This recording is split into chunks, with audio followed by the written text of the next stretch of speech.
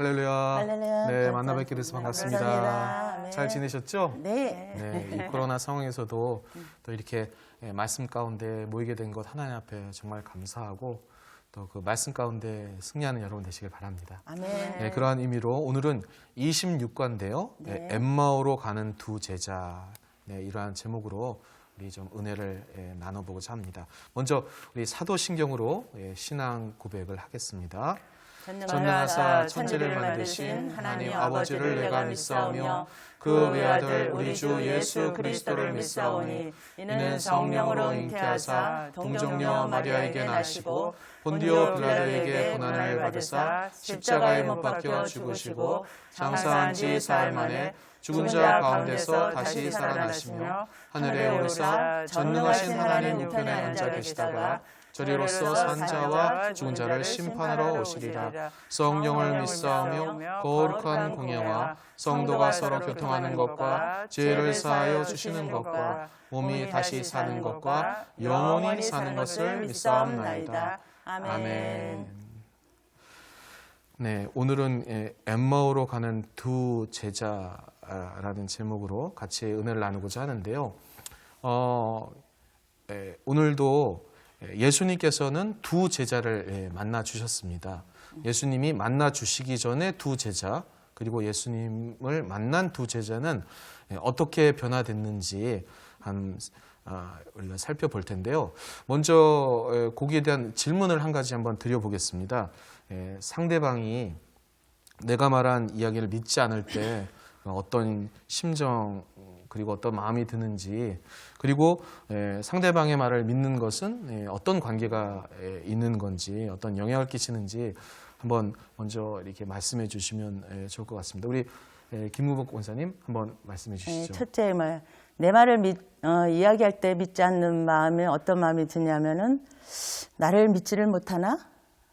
거리를 두고 나를 테스트하는 거 아닌가? 그런 생각이 들었습니다. 네, 그리고 또 사람과의 관계에서 어떤 영향을 미쳤는가 생각해 보니까 서로 관계가 돈독해지고 또 진정한 우정을 나눌 수 있을 것 같다는 생각이 들었습니다. 네, 저는 조금 다른 느낌이 들었었는데요. 네. 예를 들면 제가 이제 그 동창회를 한번 간 적이 있습니다.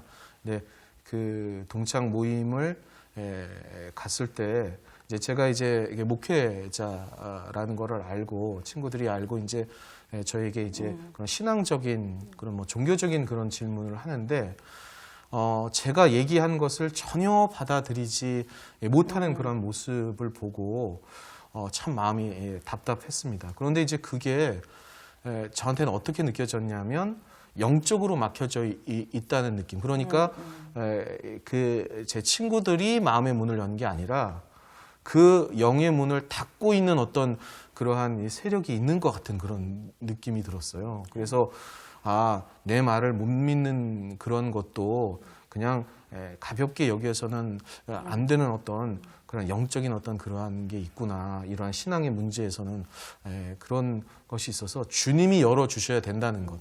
그것도 우리 주님이 역사하셔야 되는 것. 이런 영향이 있지 않나 그런 생각을 하게 됩니다. 그래서요, 오늘 말씀도 그러한 얘기거든요.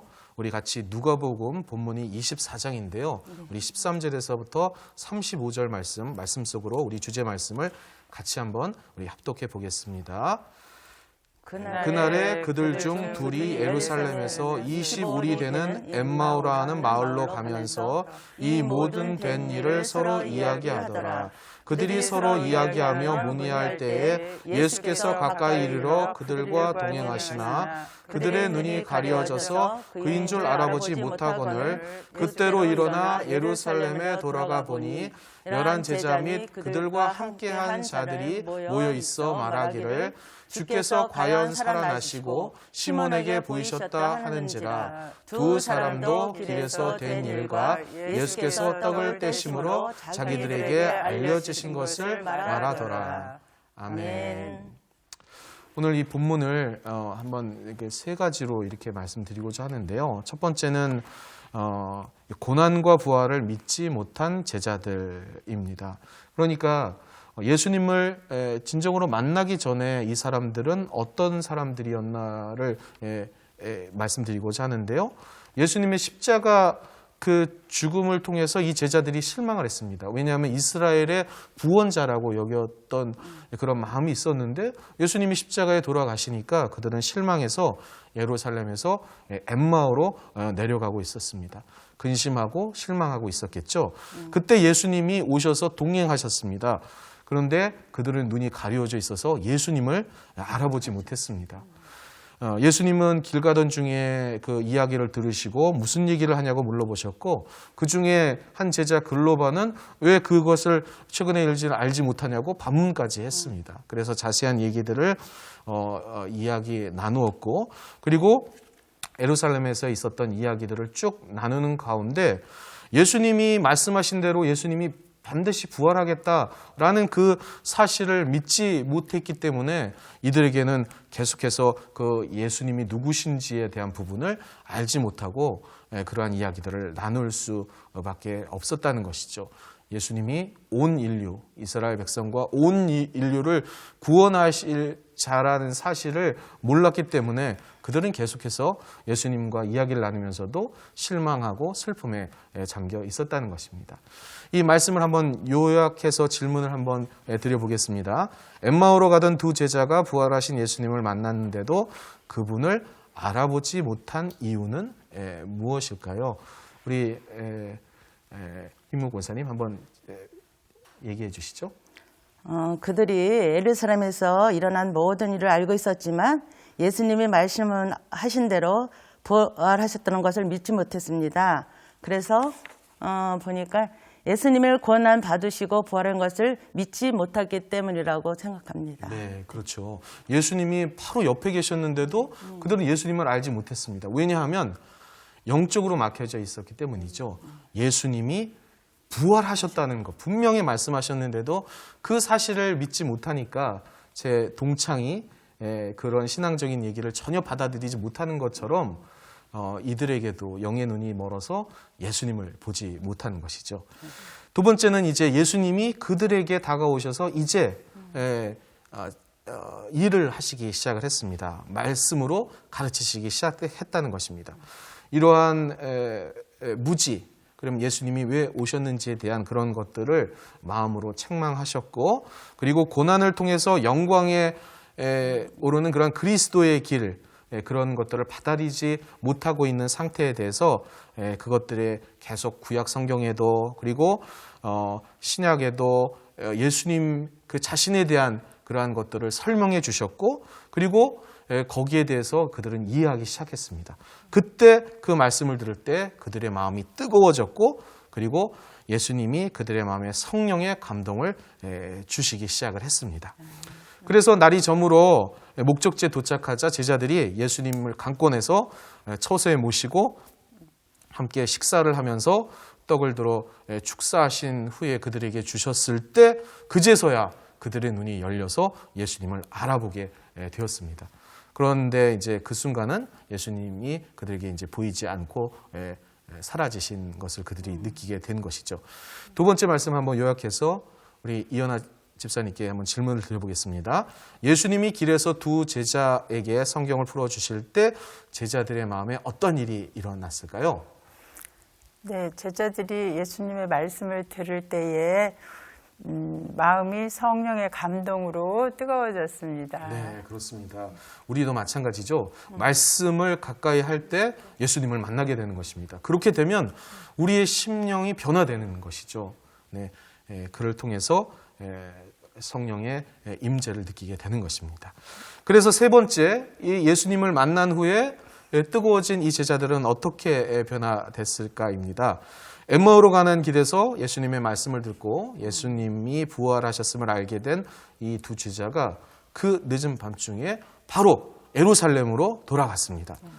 왜냐하면 부활하신 예수님을 만난 것을 그냥 지체할 수가 없었던 거죠. 바로 가서 11 제자를 비롯한 예수님을 따랐던 많은 사람들에게 내가 예수님을 만났고, 그리고 그 예수님은 부활하셨다는 사실, 그것을 전하기 위해서 그들은 급하게 예루살렘으로 갔던 것입니다. 엠마오로 가는 이 두 제자가 예수님의 부활을 믿지 못할 때는 낙심하고 절망이었습니다. 그러나 그들이 예수님을 만나서 하나님의 말씀을 듣고 영의 눈이 열릴 때 그들이 함께 하신 분이 예수님이라는 것을 깨닫고 그 마음속에 기쁨과 즐거움이 가득할 수가 있었다는 것입니다. 그리고 더 나아가 중요한 것은 사명자로 부름을 받아서 이제 그 복음, 그 부활하신 예수님을 전할 수 있었다는 것입니다. 이 부활의 주님이 오늘도 역사하셔서 우리 가운데 그 성령의 감동하심을 통해 사람들에게 소망을 주고 그리고 연약한 자들을 일으켜 세울 수 있는 원동력이 되는 것입니다. 그러한 여러분 되시기를 바랍니다. 아멘. 그래서 오늘 말씀 요약해서 세 번째 한번 질문을 우리 김 권사님께 한번 드리겠습니다. 엠마오로 가던 두 제자가 저녁 늦은 시간임에도 불구하고 예루살렘으로 급히 돌아간 이유는 무엇일까요? 엠마오로 가는 두 제자가 예수님을 만나 하나님의 말씀을 듣고 영의 눈이 열릴 때 그들과 함께 하신 분이 예수님이라는 사실을 깨닫고 예수님의 부활을 다른 사람에게 전할 수 있었던 이야기입니다. 네, 그렇습니다. 그 지체할 수가 없었죠. 이 마음이 뜨거워져서 이 사실을, 이 부활하신 예수님을 전하고자 하는 그런 뜨거운 마음이 들었다는 것입니다. 우리도 주님의 말씀을 받아 누리고 그 말씀을 깨달을 때 주님을 반드시 전하는 자 될 줄 믿습니다. 아멘. 그럼 오늘 말씀을 우리 삶 속에서 한번 적용해 보도록 하겠습니다. 첫 번째는요, 예수 그리스도에 대한 믿음은 하나님 말씀을 들음으로 얻게 됩니다. 로마서 10장 17절 말씀인데요. 매일의 삶 속에서 하나님의 말씀을 가까이 하는 방법은 어떤 방법이 있는지 한번 삶 속에서 나눠보고 한번 실천해 보겠습니다. 먼저 우리 연아 지역장님, 네, 어떤 방법이 있을까요? 방법은 말씀 통독, 묵상, 필사나 이런 방법으로 삶 가운데 가까이 할 수 있고요. 더 깊은 말씀 연구를 위해서 성경 공부 프로그램에 참여하여 말씀을 배우는 길도 있습니다. 네, 그런데 저는 아침 말씀하세요. 첫 시간을 먼저 말씀을 통독하고요. 가까이 하기 위해서 그다음에 이제 말씀 카드를 가지고 다니면서 말씀을 이제 외우고 그 말씀을 묵상하고요. 그리고 제가 또 가게를 하고 있기 때문에 늘 기독교 방송을 틀어놓고 하나님 말씀 안에 거하려고 힘쓰고 있습니다. 네, 좋은 방법입니다. 네, 말씀을 외우는 것, 그것도 좋은 말씀을 가슴속에 새기는 거기 때문에 아주 좋은 방법이라고 생각합니다.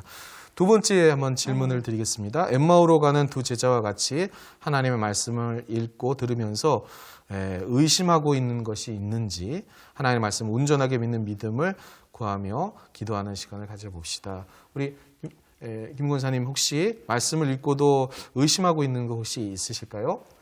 글쎄요, 그냥 말씀만에 순종한다. 그 말씀 갖고 날마다 살아가긴 하는데 어떤 때는 그 말씀을 믿는다 하면서도 의심할 때가 있어요. 네. 네. 그럴 때는 어떻게 그냥 말씀을 믿자. 그리고 다시 그 말씀을 읽고 듣고 하나님 말씀을 다시 깨달을 수 있도록 기도하고 있습니다. 네. 제가 좀 팁을 드리자면 그 로마서 8장 26절에 보면 우리의 연약함을 우리 성령님이 알고 계시거든요. 그러니까 우리도 알고 있습니다. 그런데 이제 우리가 얼마나 연약한지를 모르기 때문에 성령님께 도와달라고 요청하시면 아마 그럴 때는 우리 성령님, 좋으신 우리 성령님이 도와주실 수 있다고 생각을 합니다. 성령님께 그 도움을 요청하시기를 바랍니다. 자, 그러면 우리 결단과 기도의 시간을 가져보도록 하겠습니다. 이 결단의 고백 두 가지를 우리 큰 목소리로 같이 한번 읽어보겠습니다. 부활하신 예수님이 항상 나와 동행하심을 잊지 않고 살기로 결단합니다. 내가 만난 예수님을 주변 사람들에게 증거하는 일에 최선을 다할 것을 결단합니다. 아멘. 이제는 우리 통성으로 기도하는 시간인데요. 우리 기도 제목을 나누고 오늘 말씀을 생각하시면서 우리 전도 대상자와 또 우리 이웃을 위해 기도하겠습니다. 먼저 우리 임 권사님 혹시 기도 제목 있으신가요? 우리가 그동안에 코로나로 많은 관계로 입힌 게 접힌 게 모든 게 지금 멘붕 상태였어요. 솔직히 말해서. 그래서 이 기회를 통해서 더욱더 이제는 코로나는 이제 뒷전으로 하고 우리가 더욱더 교구가 이제 하나가 되어서 믿음의 발판으로 해가지고 믿음의 예배자가 될 수 있도록 교구가 그런 우리 교구 성도님들이 네. 그 예배자로 바로 설 수 네, 있도록 예. 네, 예, 알겠습니다. 우리 이 집사님. 저는 이제 뭐 교회에서 주신 사명 잘 감당하고요. 또 가정에서 아내로서 엄마로서의 사명 잘 감당하고 제가 또 가게 하기 때문에 거기에서 하나님의 또 말씀 잘 전하면서 네. 빛을 발하면서 네, 또 영업도 잘 할 수 있게 예, 네. 그거 기도 제목입니다. 저는 이제 그 동료 목사님이 좀 아프신데요. 위에서 기도해 주시고 또 저희 또 어머니도 조금 약간 아프신데 위에서 기도해 주시기 바랍니다. 오늘 말씀처럼 우리 주변에 진짜 그 아직 때가 이르지 못해서 그 진정한 우리의 삶의 주인이신 주님을 못 만나는 사람들이 너무나도 많습니다. 우리가 말씀을 제대로 깨달으면 성령의 불이 우리 마음속에 일어서 증거하지 않으면 못 견디는 거죠. 그래서 우리가 다 이러한 성령의 불을 받아서 전도 대상자들을 위해 기도할 수 있도록 우리 위해서 우리 통성으로 기도하겠습니다. 우리 주님 성호 3번 크게 부르시고 통성으로 기도하겠습니다. 주여, 주여, 주여. 오 할렐루야. 사랑의 아버지 하나님 감사합니다. 주님께서 저희들을 사랑하시고 택하여 자녀 삼아주시고 또한 우리에게 사명자로서 이 땅에 진정한 세상에 아버지 하나님의 주인 되시는 예수 그리스도를 증거하도록 부르심을 받은 것 감사를 드립니다. 그러나 저희들 연약하여 우리의 심령 속에 말씀이 거하지 못함으로 말미암아 쓰러지고 방황하며 세상 속에 타협하여 자라나오나 치우친 것 주님 용서하여 주옵소서. 오늘 말씀을 통해 다시 한번 깨달은 대로 삶의 예배자로 아버지 하나님의 세워지는 저희들 되게 하여 주시옵고 우리의 가정과 또 우리의 사업장과 우리의 삶의 터전에서 하나님의 빛과 소금의 역할을 감당하는 믿음의 도구요 축복의 통로 되도록 주여 붙잡아 주시옵소서. 우리의 신앙 공동체의 동료들을 위해 기도합니다. 아파하는 영혼들, 질병에 아버지에 놓여있는 영혼들 주님 고쳐주시고 치유하여 주시고 회복시켜 주시며 우리 신호 승세를 고쳐주시옵고 다시 한번 아버지 하나님 질병에 놓여있는 영혼들 아버지 하나님 보혈의 능력을 통하여 고쳐주시옵소서. 다시 한번 우리의 심령 안에 성령의 불이 타올라 아버지 하나님의 전도의 대상자를 놓고 눈물 뿌리기도 할 수 있는 예수 그리스도의 진정한 부활의 증인 되게 하여 주시옵소서. 주님이 함께하여 주심을 믿사옵고 예수님의 이름으로 감사하며 간절히 기도합나이다. 아멘. 사랑의 아버지 하나님, 부활하신 예수님을 우리의 심령 속에 다시 한번 그 믿음을 통하여 각인하고 그를 통해 주님이시는 성령의 능력과 그 충만함을 통하여 잃어버린 영혼들을 구령해 나갈 수 있는 사명자로 저희들을 높여 세워 주시옵소서. 아멘. 오늘 말씀처럼 다시 한번 그 부활의 주님을 우리의 삶의 모든 자리에서 증언하고 전파해 나가는 증인의 삶 반드시 살 수 있도록 저희들 인도하여 주옵소서. 아멘. 삶의 예배자로 세우시며 우리의 가정과 삶의 터전에서 빛과 소금의 역할을 감당하고 주님의 살아계심을 증명하는 저희들 되게 하여 주시옵고 아멘. 연약한 지체들 또 질병에 놓여 있는 영혼들 그리고 소외된 영혼들을 향해 주님의 사랑과 복음을 온전히 증언할 수 있는 축복의 통로로 저희들을 인도해 주시옵소서. 아멘. 말씀을 삶에 지켜나갈 수 있도록 인도하심을 믿사옵고 예수님의 이름으로 감사하며 간절히 기도합나이다. 아멘. 아멘. 오늘 모임을 우리 주님 가르친 기도로 마무리하도록 하겠습니다. 하늘에 계신 우리 아버지여 이름이 거룩 여김을 받으시오며 나라가 임하시오며 뜻이 하늘에서 이루어진 것 같이 땅에서도 이루어지이다. 오늘 우리에게 일용할 양식을 주시옵고 우리가 우리에게 죄진 자를 사하여 준 것 같이 우리의 죄를 사하여 주시옵고 우리를 시험에 들게 하지 마시옵고 다만 악에서 구하시옵소서. 나라와 권세와 영광이 아버지께 영원히 쌓옵나이다. 아멘. 할렐루야. 하나 앞에 영광의 박수 올려드리겠습니다.